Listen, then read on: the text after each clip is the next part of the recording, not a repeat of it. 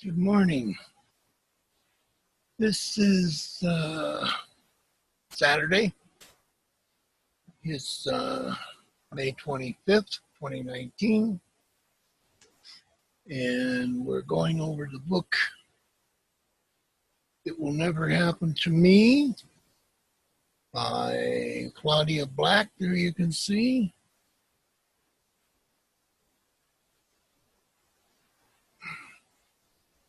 Yeah, Claudia Black.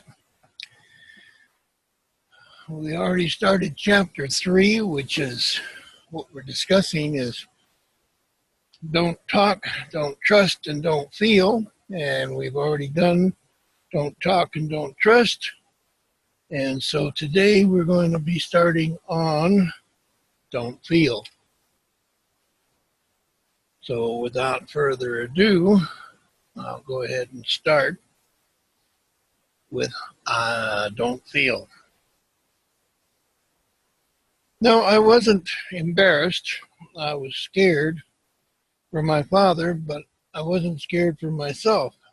It didn't dawn on me to be scared for me. I wasn't disappointed. I didn't really think about it. I never got angry at him. There was nothing to get angry about. I didn't cry much. What was there to cry about? It has been my experience that by the time a child being raised in an alcoholic family reaches the age of 9, he has a well-developed denial system about both his feelings and his perceptions of what is happening in the home. The above statements say, no, I don't feel. And if I do, it is a feeling for someone else. I can feel scared for my father or my sister, but not for myself. As one 9-year-old said to me one time, my dad got upset when he was drinking, and he slapped me. I looked at my mom, and she started crying. So I cried. I wasn't crying for me. I was crying for Mom. Children raised in alcoholic homes do whatever they possibly can to bring stability and consistency into their lives. They will behave in a manner which makes it easier for them to cope, easier for them to survive. Good morning, good morning. Looks like it could be a, well, I don't know, some kind of critter. Ah, I see the critter. Good morning, Reverend Dave. Good morning, Robert. How are you? I'm doing very good. In fact, I had just started the reading. Okay. So, want to hang in there? I'll go ahead and continue. Yeah, go ahead. The role adoption described in the first chapter assists these children in coping with the inconsistencies in their lives. Learning to focus on the environment or on other people, or learning to detach oneself from the family, assists children in not feeling. Quote, we're talking about not feeling in this one, okay? Mm-hmm. Okay. Because we've already talked about don't talk and don't trust, so we're talking about don't feel. The alcoholic family's law of don't talk and the premise don't trust teach children it isn't safe to share feelings either. Children learn not to share their feelings and inevitably learn to deny feelings because they don't trust these feelings will be validated by family members, other relatives, or friends. They don't trust their feelings, well, get the necessary nurturing, children of alcoholics don't perceive others as resources. Therefore, they live their lives alone, being isolated with feelings of fear, worry, embarrassment, guilt, anger, loneliness, etc. Leads to a state of desperation, of being overwhelmed. Such a state of being does not lend itself to survival. So the children learn other ways to cope. They learn how to discount and repress feelings, and some learn simply not to feel at all. These children do have access to their feelings, but only with the help of a trusted person. However, for the majority of children of alcoholics, trust and trusted persons are not a consistent part of their lives. Kathy is a cheerleader for a high school basketball team. One evening, at an out-of-town game, her father arrived noticeably drunk. Were Kathy raised in a healthy family, she would naturally be embarrassed and humiliated witnessing her father's drunken behavior. She would be even more embarrassed if he draped himself over her and spoke loudly to the crowd of jeering kids in the stands. Then, as Kathy attempted to move or less carry him from the gymnasium, she would only naturally fear that the kids would begin directing their jeering attention on her. In addition, Kathy would probably be angry with her mother for allowing this situation to develop. Embarrassment, humiliation, fear, and anger are the normal emotions a child in this situation would experience. But for Kathy, who is being raised in an alcoholic home, none of these emotions are conducive to her perception of how to handle the problem. Instead, the reaction of this most responsible eldest child was to take care of the situation and to get her father out of the gymnasium before he got hurt. Kathy has learned if she lets feelings take over when an incident like the one just mentioned occurs, it will only result in pain for herself. It doesn't occur to her to talk to anyone, a chapter one on the trip, a school friend, about the incident because she believes no one would really understand. Worse yet, that they would only make unkind judgments about her and her father. For Kathy, only a few tears fell as she headed home on the pep bus that night. None of her schoolmates mentioned the incident, and she most certainly didn't tell her mother about it. She knew that to discuss the incident would only bring more pain to the family. Kathy has found it's a lot safer to ignore her feelings. For her, the feelings are too confusing, too complicated, and very scary. And she hasn't found anyone she can trust to share those scared feelings with. Any young football player would feel disappointed if his dad didn't show up for at least one game in the entire season. A child from a healthy family would not only be disappointed, but angry as well. But for the child of an alcoholic father, this is just another one of those events to try not to feel bad about. It is easier not to feel anything than to dwell on the pain or the unfairness of it. And if the child does feel, it is easier to be angry with the non-alcoholic parent when he or she misses one game, or to take the anger out on the player who messed up a particular play. Again, it would be normal for Jerry to be disappointed, afraid, and angry when, as a child, he has been sent to stay with a relative because mom's drinking became worse. He has been told when he returns in a couple of weeks, mom won't be drinking. But when he does return, Jerry finds his mother exactly the way she was when he left home, drunk.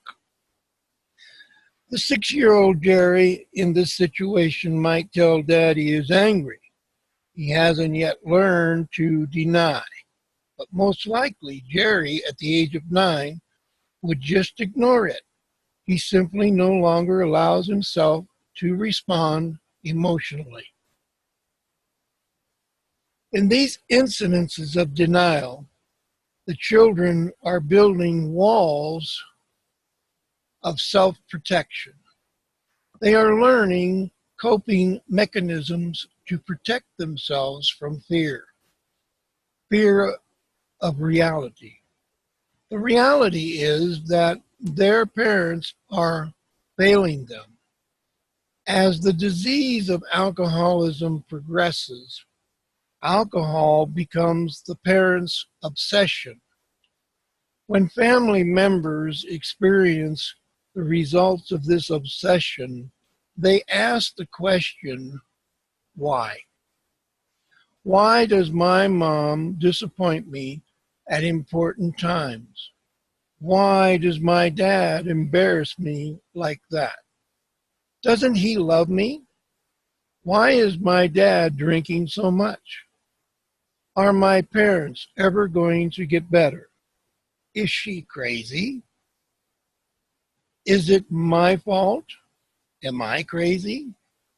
Is it frightening for family members to ask those questions of themselves? It can be even more frightening to allow themselves to answer them. There is so much to feel about, to be emotional about in an alcoholic family. Afraid to ask mom when dad will be coming home, to find out he may not, to tell mom no for anything for fear she'll get drunk, or driving with mom when she's drinking, of getting hit when dad is drunk and violent, when mom and dad fight, feeling of sad because we didn't have any money. Dad could never keep a job. When I see my mother crying, or when I have to sit in the car for hours and hours when dad is in the bar. Angry at my dad for making excuses from my room when she is just drunk. At others for calling my mom a drunk, or dad for making promises and always breathing them. And embarrassed when I asked mom to attend a school function and she showed up intoxicated because dad has passed out in the front yard, because mom looks so sloppy, half dressed. And then there's a feeling of guilt, thinking if you hadn't talked back to your mother this morning, she might not have gotten drunk, for never being able to do anything to please my dad, or for hating someone I was supposed to love, my mom for being ashamed of my parents, or being alive. Love is caring enough to help, but sometimes it runs out. No more left. And then here is a picture of that particular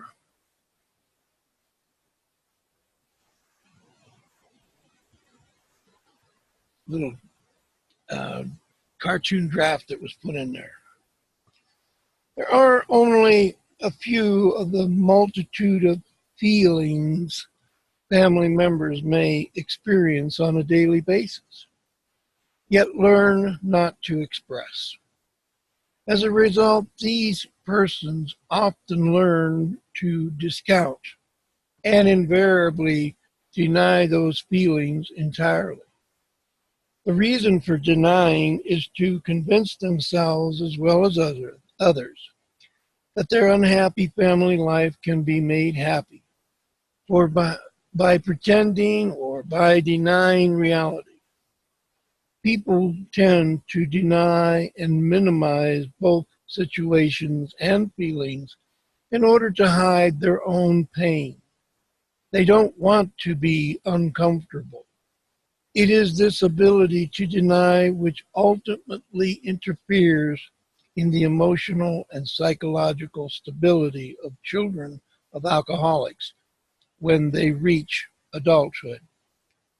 John, why do you think other people feel angry, scared, and disappointment, but you don't? Maybe because I have to be tough. And that's the end of chapter 3. I will continue and start on chapter 4. Chapter 4 is called The Progression of the Roles. Chapter 4.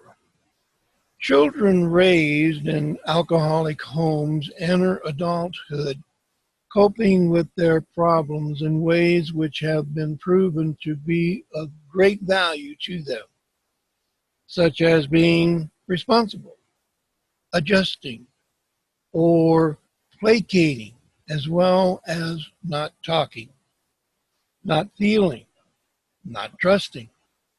A significant dynamic that has occurred is that they all have made some decisions about their own drinking.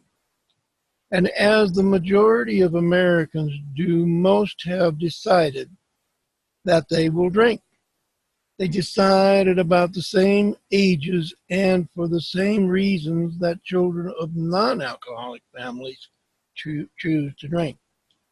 These youngsters usually begin to drink in their early teens, drinking to have fun, drinking because friends want them to, drinking out of curiosity, and for some, drinking out of defiance.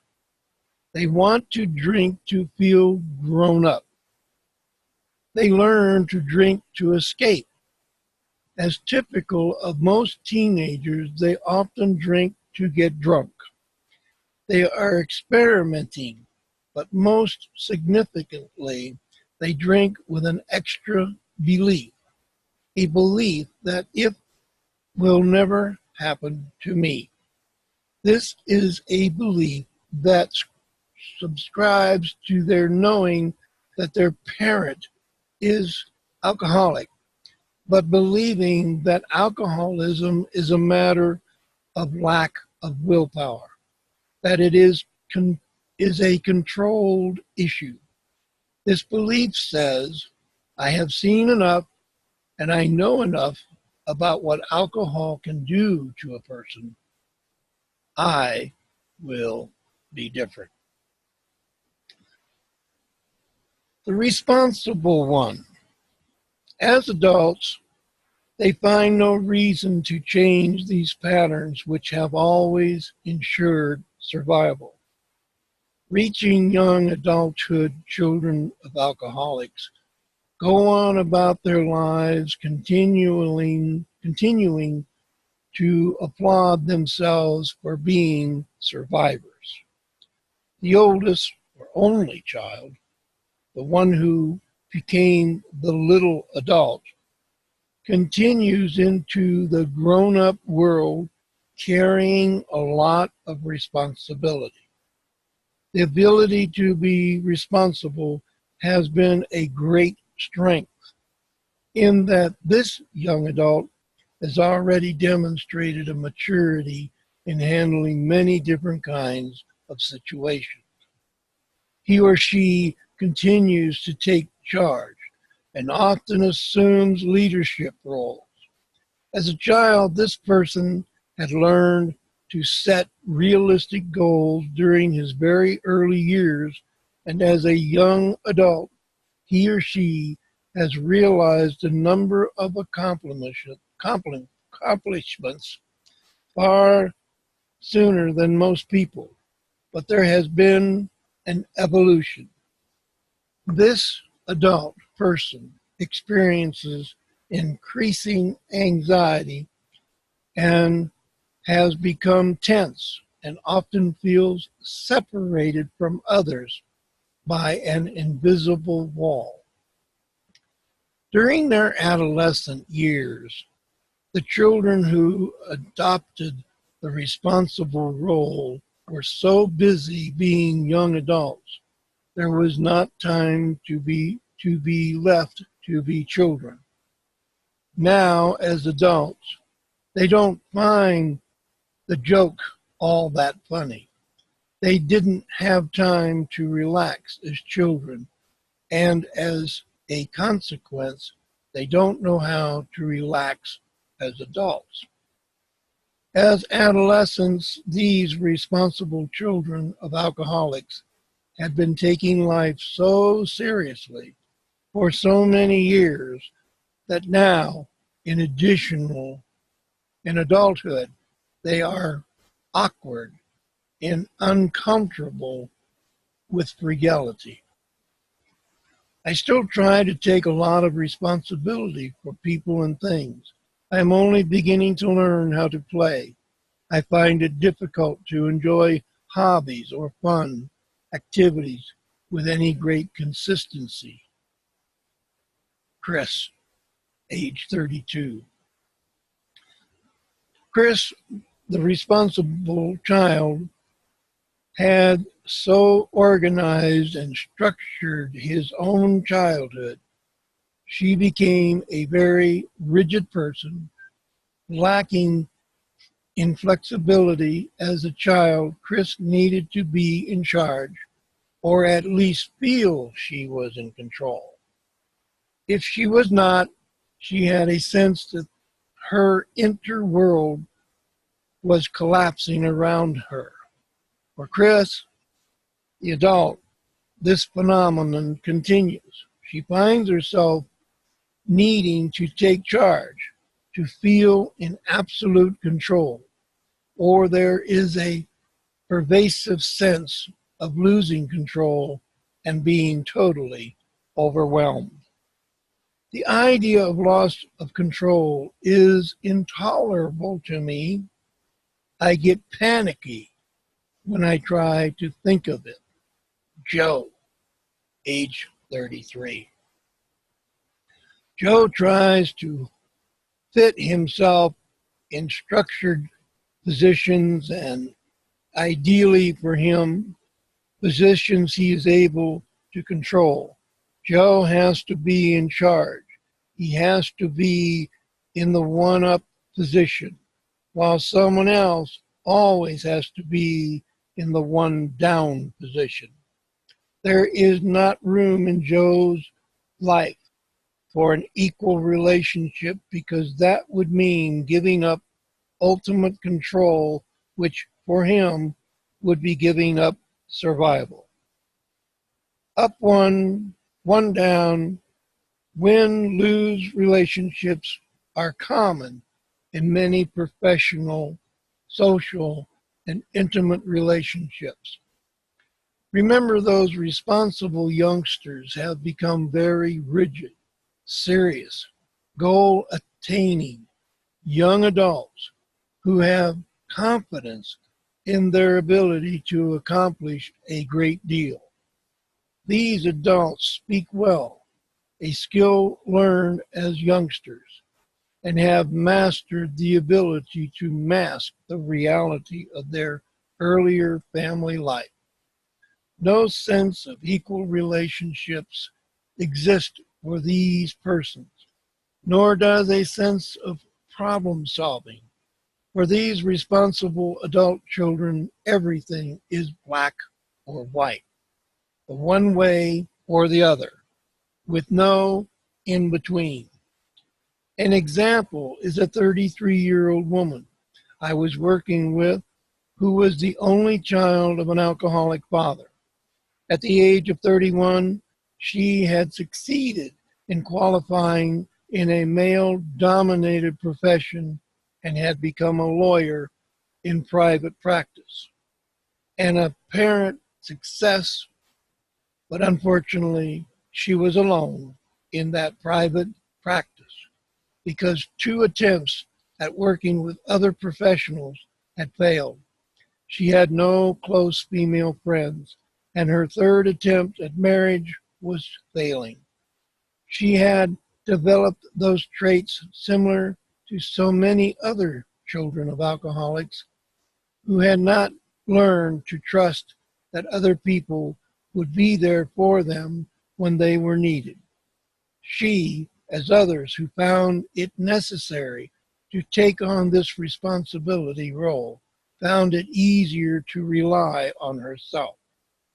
So here you have it, an accomplished person, outwardly successful, yet inwardly someone who cannot bring herself to trust that others will be there for her.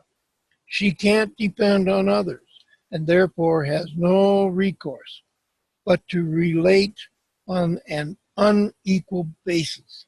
She doesn't know how to have fun, nor can she talk about the real issues for herself. And she is certainly can't talk about her feelings.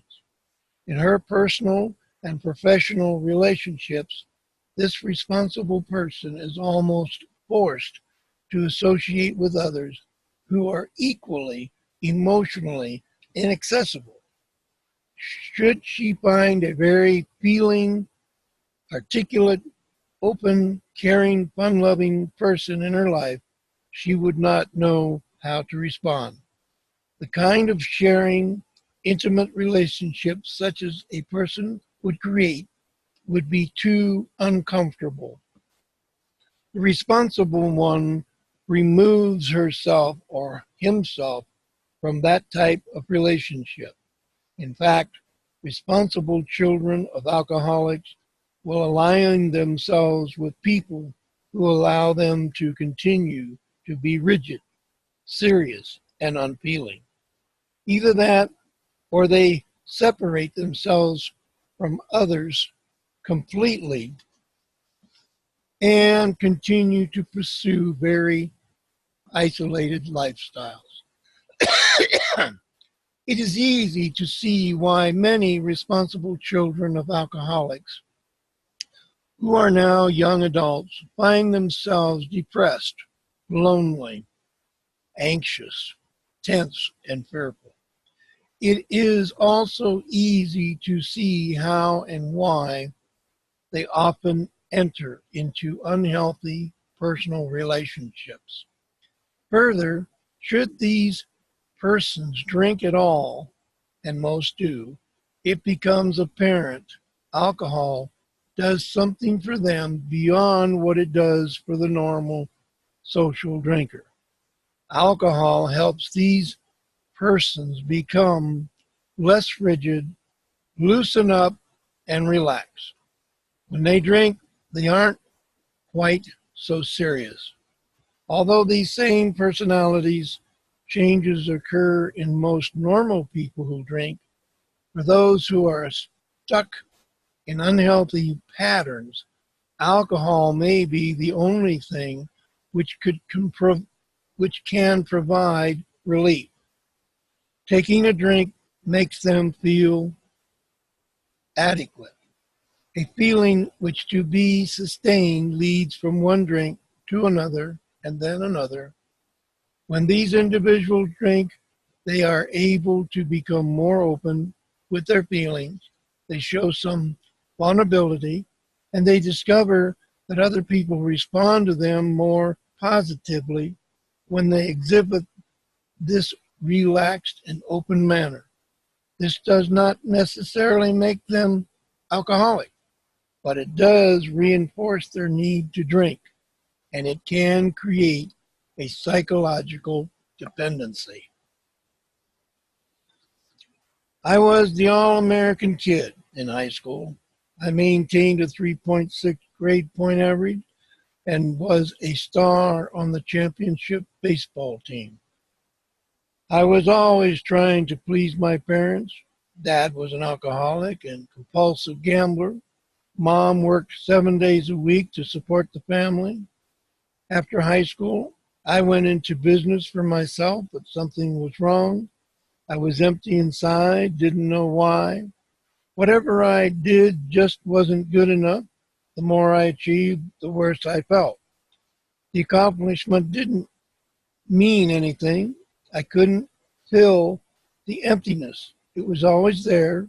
And finally, I couldn't face life anymore and had to turn to drugs and alcohol. Dean F. The progression of the roles.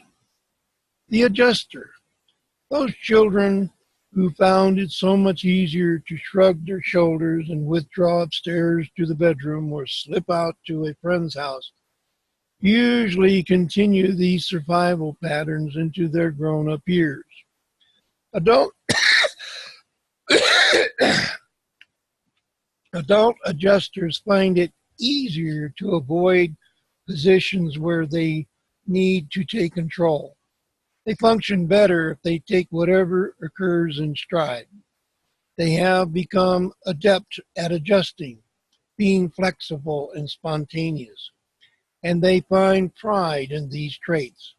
As one man told me, I went to 9 different schools as a kid.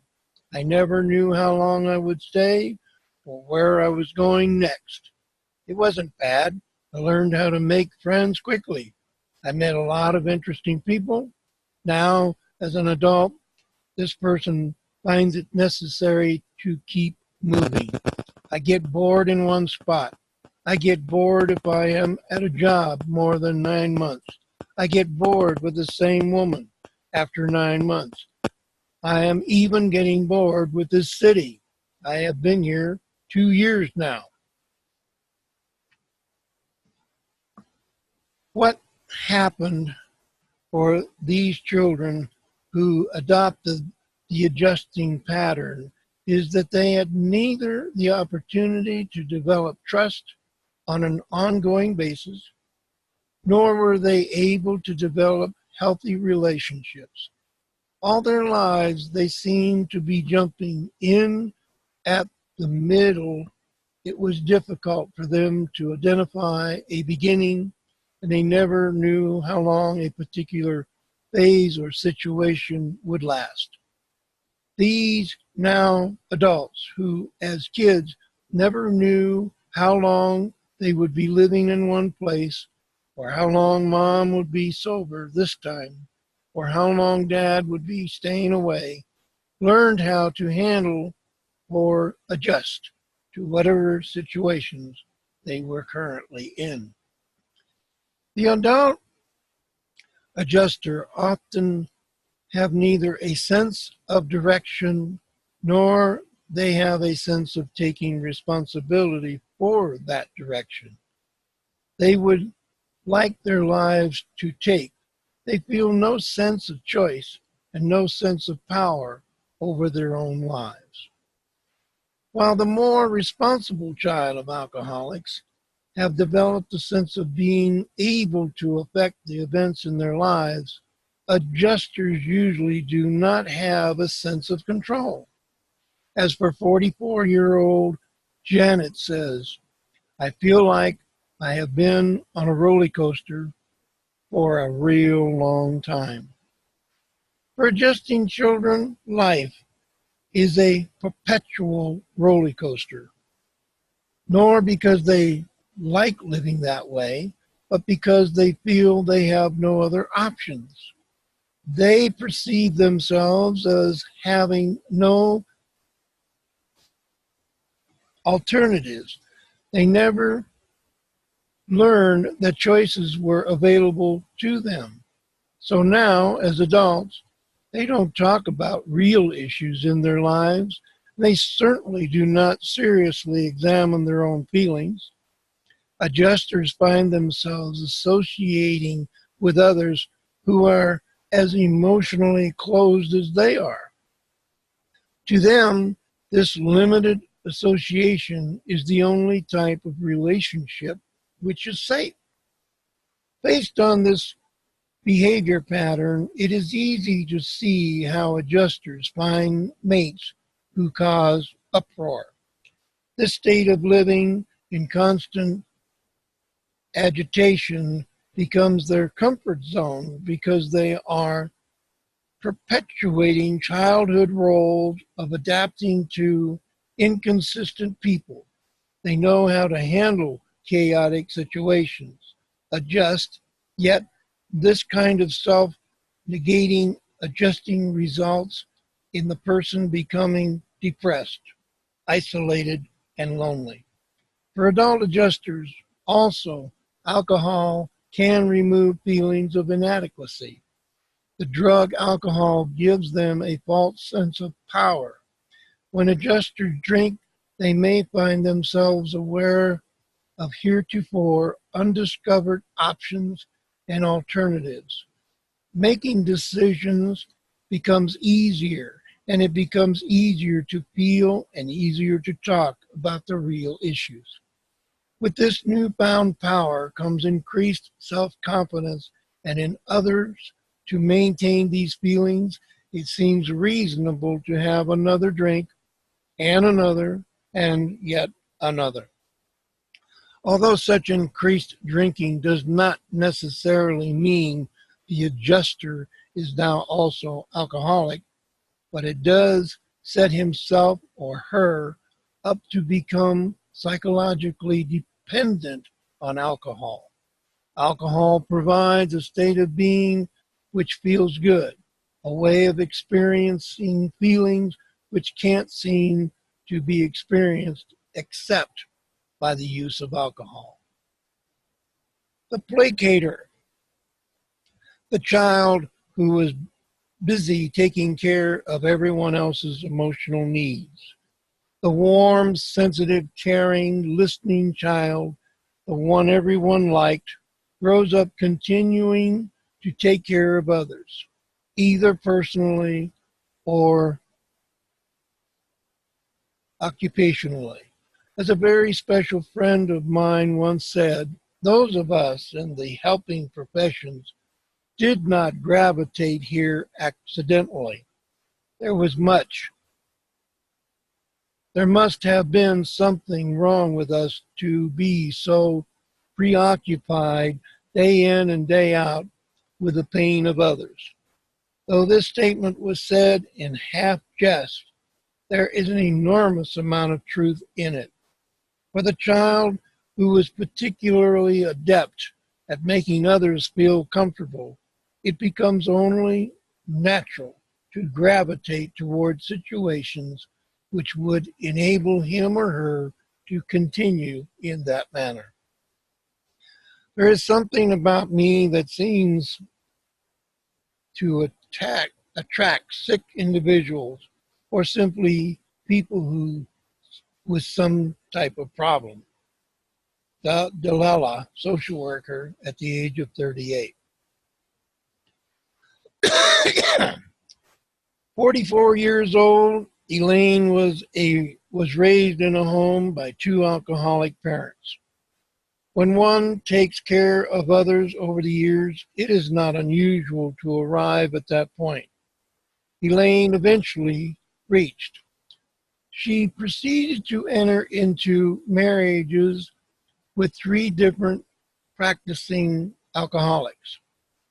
When her third husband was hospitalized for his alcoholism, I asked her during a private session, while your husband is in this program, what can you do for you so you'll feel better?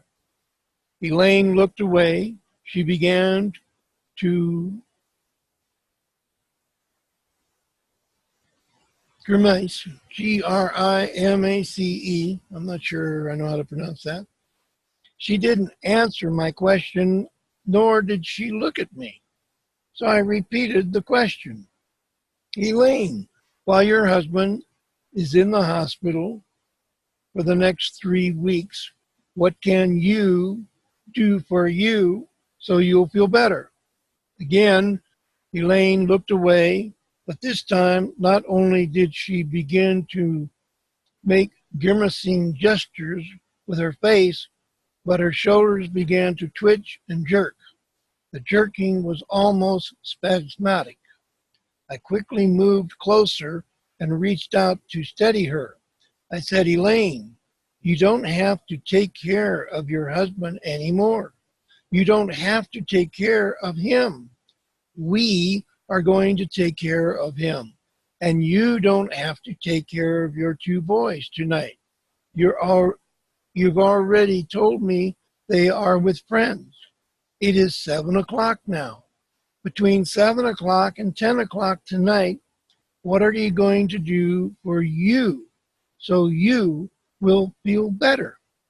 There was a pause, but no grimacing, no jerking. Elaine simply said the only thing she could have said, with tears running down her cheeks. She whispered, I don't know. I don't know. Of course, she didn't know.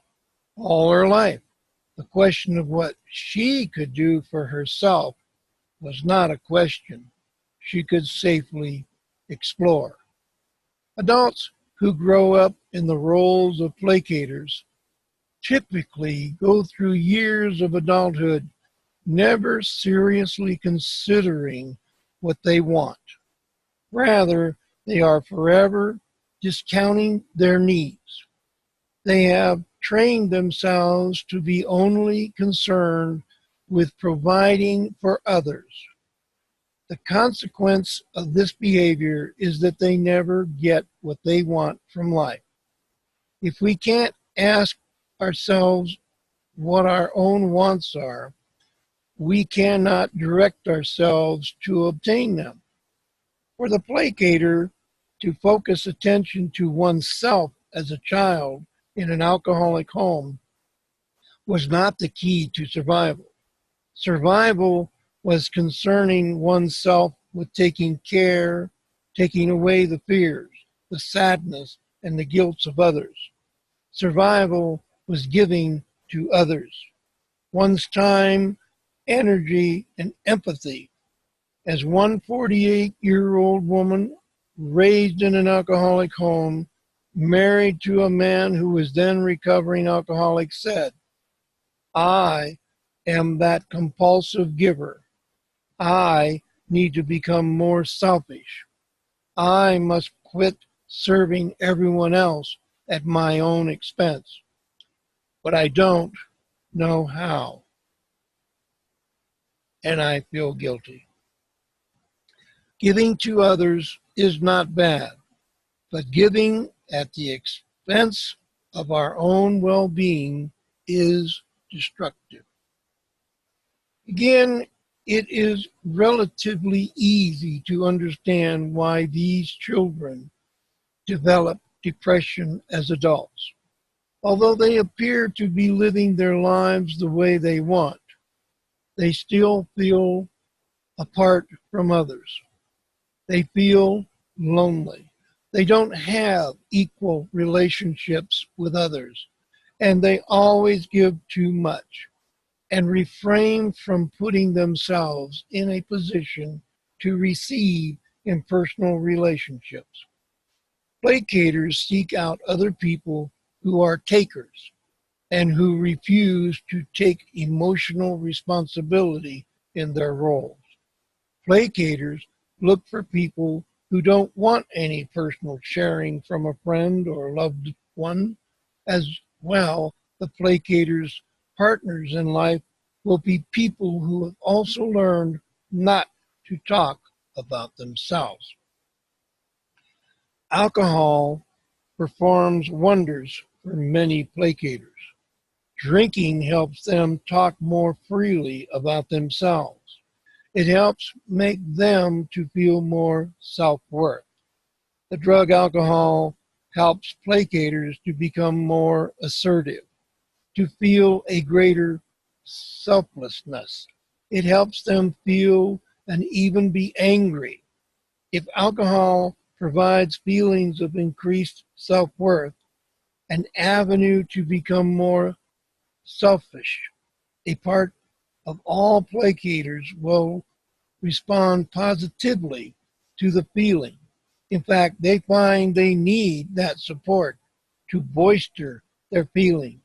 Drinking then becomes the problem solver. Like adjusters and responsible adult children, many placaters often have a second or third or fourth drink. And before long, the psychological trap of alcohol dependency can become a reality.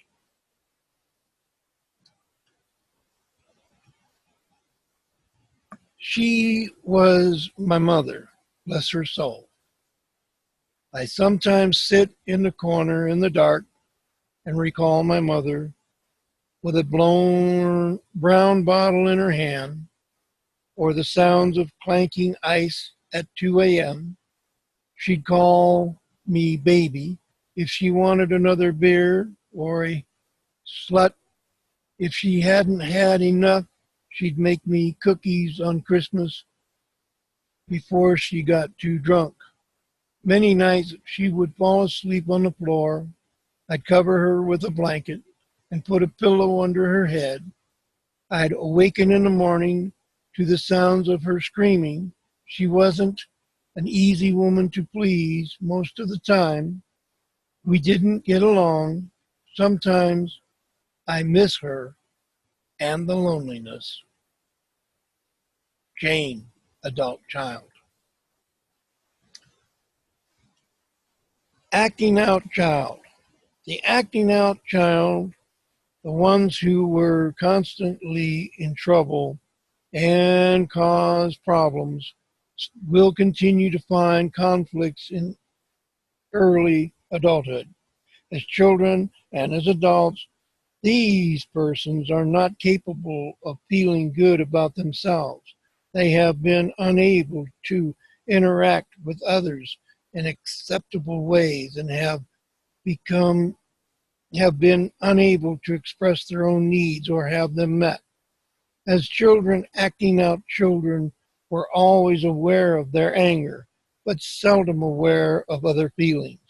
These children usually gravitate toward others with similar personality traits to form a peer group. They seldom respond to any positive role models, and they usually become socially isolated. Should they have been instructionalized in youth, they most often continue this pattern in their adult years. Acting out children often begin using and abusing alcohol and other drugs at an early age. Alcohol and drugs are the typical trademark of rebellious acts for many traumatic children. Alcohol provides an avenue which allows them to feel better about themselves and gives them a false sense of confidence in their abilities. While most acting out children experiment with alcohol, some quickly become abusers and soon become alcoholics. These children usually develop alcoholism at early ages than other children of alcoholics. The result being that unless there is intervention and treatment which leads to recovery, these young people will die a premature death due to the rapid progression of the disease. Whether alcoholic or not, upon reaching adulthood, acting out children find themselves and their behavior, or a lack of it, has caused major problems, which now complicates their adult lives, i.e., lack of high school education, lack of learned skills, inability to control anger, causing the loss of jobs, illegitimate children, or youthful marriages. It is also typical to find adjusting quantities combined with those of the acting out child. This combination leads to a feeling of an ever greater sense of powerlessness in their lives. Some children may clearly, it's a summary, some children may clearly fit into one or more of these four roles, while other children may be an obvious adjuster. Another may play both the placating and the responsible roles. Some children exhibit traits of all four roles. A percentage of these children will change and adopt different roles as they grow older. The adjuster may become the placator. The responsible one may become the adjuster. There is no definite pattern to these changes. These are the results of the evolution of the family system. Whatever roles children adopt, there are gaps in development and growth. Gaps are the emotional and psychological voids which occur as a result of the unpredictable and inconsistent parenting in alcoholic homes. For most children, the gaps are issues related to control, trust, dependency, identification, and expression of feelings. These factors will affect the now adult children in one, involvement in relationships, particularly intimate ones, as well as lead to two, depression, and three, continuance in an alcoholic or otherwise dysfunctional system via marriage, or four, progression of their own alcoholism. In the next few chapters, we will discuss how adult children can make changes in their lives. Also, how parents of children still in the home can affect home life in a manner that will provide more consistency and predictability for their children. Depth 4.